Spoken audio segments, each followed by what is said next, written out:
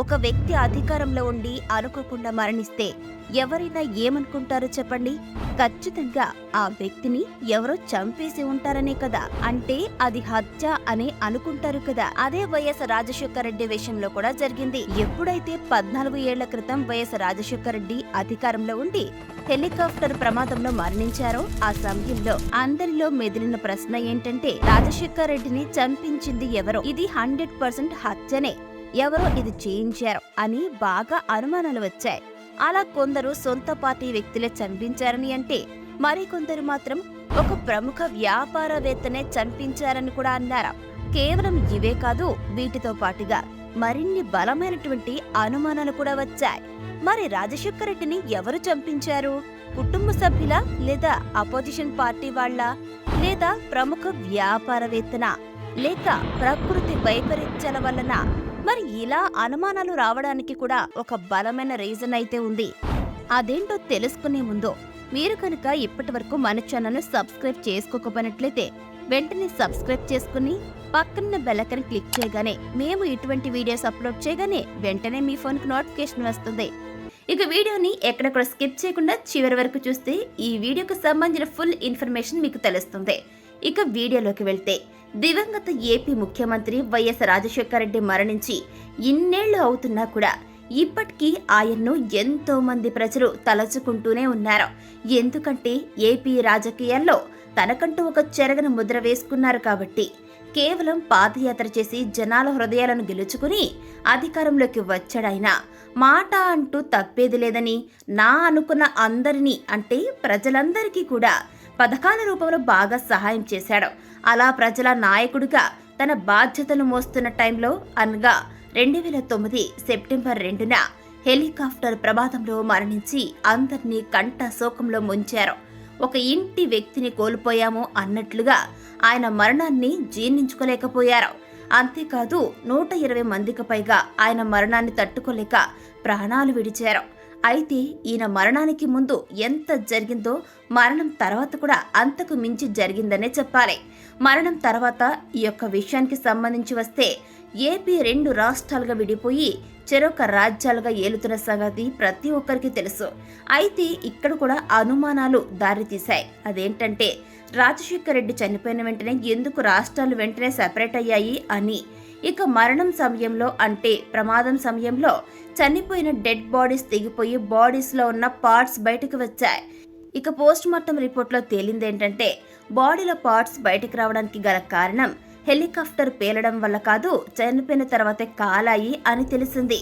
మరి మరణానికి ముందు ఏం జరిగింది అంటే, రాజశేఖర రెడ్డి పదవిలో ఉన్న సమయంలో రిలయన్స్ అధినేత ముఖేష్ అంబానీ చమురు, గ్యాస్ నిక్షేపాలను గుజరాత్కు పంపించే టైంలో రాజశేఖర రెడ్డి వారితో, మీరు మా రాష్ట్రంలో వచ్చిన ఈ సహజ నిక్షేపాలను మా రాష్ట్రానికి కాకుండా మీరు ఇతర రాష్ట్రాలకు ఎలా పంపిస్తారు, మా రాష్ట్రానికి కూడా అందించండి అని చర్చలు జరిగినట్లుగా వార్తలు వచ్చాయి. అలా ఈ విషయంలో రాష్ట్ర ప్రభుత్వానికి రిలయన్స్ సంస్థకు మధ్య ఘర్షణలు రావడంతో ఈ సంస్థ వాళ్ళు రాజశేఖర రెడ్డిపై కక్ష పెంచుకుని ఇలా రాజశేఖర రెడ్డి ప్రయాణించే హెలికాప్టర్లో ఏదైనా టెక్నికల్ ప్రాబ్లం జరిగే విధంగా కుట్ర చేశారా అని కొందరిలో అనుమానాలు వచ్చాయి. ఆ టైంలో ఈ విషయం బాగా వైరల్ అవ్వగా ఆ తర్వాత వీరి హస్తం లేదని వార్తలు రాసుకొచ్చారు. కానీ జనాలు మాత్రం ఈ విషయాన్ని అంత ఈజీగా వదల్లేదు. ఆ మధ్య జగన్మోహన్ రెడ్డి ముఖేష్ అంబానీతో చేతులు కలపడంతో తండ్రిని చంపిన వాడి చేతులు ఎలా పట్టుకుంటావని కూడా ప్రశ్నించారు. అలా రాజశేఖర్ రెడ్డి మరణానికి ఇదొక రీజన్ అని కొందరు అనుకోగా, మరికొందరు సొంత పార్టీ నేతలే ఈ కుట్ర చేశారని అన్నారు. కానీ దీని గురించి కూడా బయటకు అంతగా ఏమీ రాలేదు. ఇక మరికొందరు ఆపోజిట్ పార్టీ వాళ్ళు చేయించారు అని వార్తలు రాక, ఒకవేళ ఆపోజిట్ వాళ్ళు ఇలా చేసినా కూడా కాంగ్రెస్ కి సింపతి వస్తుంది, కానీ ఆ ఆపోజిట్ పార్టీ వాళ్ళకైతే రాదు కదా.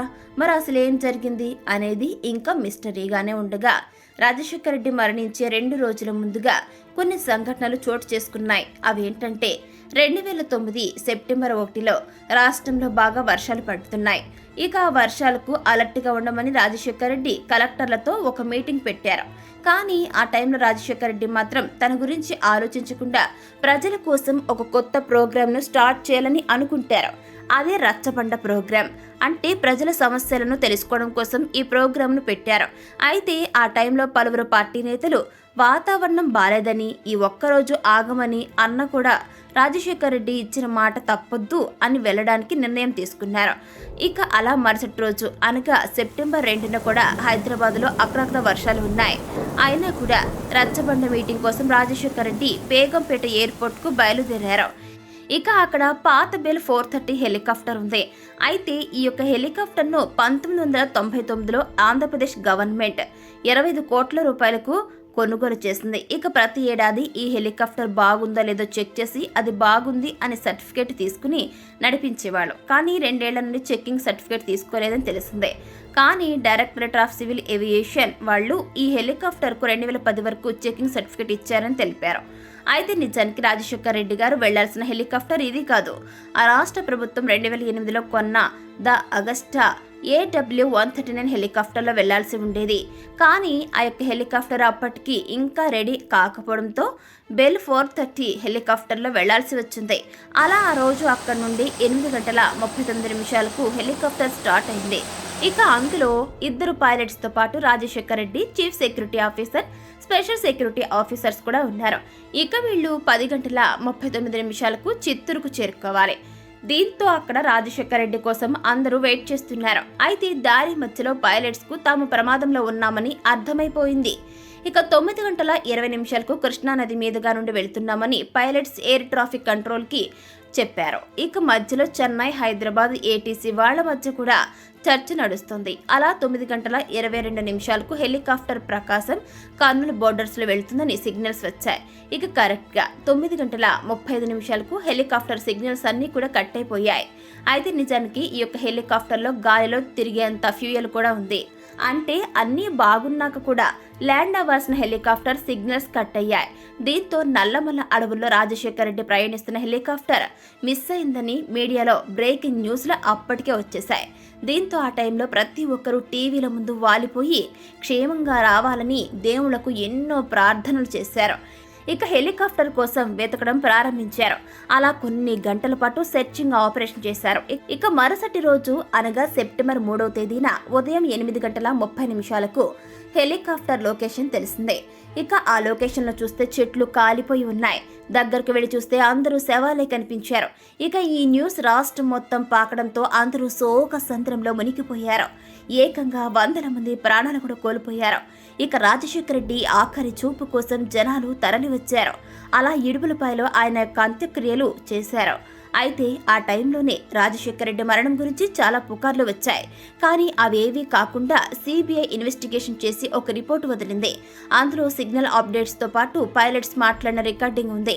ఇక ఆ రికార్డింగ్లో పైలట్స్ ఇద్దరు ఎలా సేఫ్ జోన్ గురించి మాట్లాడుకున్నారు. కానీ అంతలోనే హెలికాప్టర్ కింద పడింది. ఇక ఈ ప్రమాదం గురించి చాలా మంది మనం ముందు చెప్పుకున్నట్లు మాట్లాడుకున్నారు. అలా కాకుండా 2 పైలట్స్లో కూడా ఒకరికి డబ్బులిచ్చి ఇలా చేయించారని కూడా వార్తలు వచ్చాయి. కానీ నిజం అది కాదు. ఎందుకంటే తమ భర్తలు చనిపోయారని తమకు సహాయం చేయమని ఆ యొక్క చనిపోయిన వ్యక్తుల భార్యలు కోర్టులో కేసు వేశారు. ఒకవేళ డబ్బులు అంటే వాళ్ళు డబ్బులు తీసుకున్న వాళ్ళైతే గనక ఇలా కోర్టు మెట్లెక్కి తమ బాధలు చెప్పుకునే వాళ్ళు కాదు. అయినా సరే చూస్తూ ఏ ఆడది కూడా తమ మాంగళ్యాన్ని ఇలా డబ్బులకు తాకట్టు పెట్టుకోదు. ఆ తర్వాత సిబిఐ ఇన్వెస్టిగేషన్ చేయగా ఆ యొక్క హెలికాప్టర్ పేలుడు పదార్థం వల్ల బ్లాస్ట్ కాలేదు అని, ఆ హెలికాప్టర్ చెట్లకు తాకడం వల్ల డ్యామేజ్ అయిందని తెలిసిందే. అలా ఫోర్స్తో కింద పడడం వల్ల ఫ్యూయల్ ట్యాంక్ వల్ల మంటలు వచ్చాయని, దీంతో చనిపోయిన వాళ్ల మృతదేహాలకు మంటలు తాకాయని తెలిసిందే. కానీ కొందరిలో మాత్రం ఇప్పటికీ రాజశేఖర రెడ్డి మరణం అనేది పక్కా ప్లాన్ ప్రకారం జరిగిందనే అనుమానం ఉంది. కానీ ఏదేమైనా సరే ఒక మంచి నాయకుడిని కోల్పోయామని చెప్పాలి. ఒకవేళ రాజశేఖర రెడ్డి బ్రతికి ఉంటే మాత్రం ఏపీ అనేది ఇలా 2 రాష్ట్రాలుగా మారేది కాదని చెప్పాలి.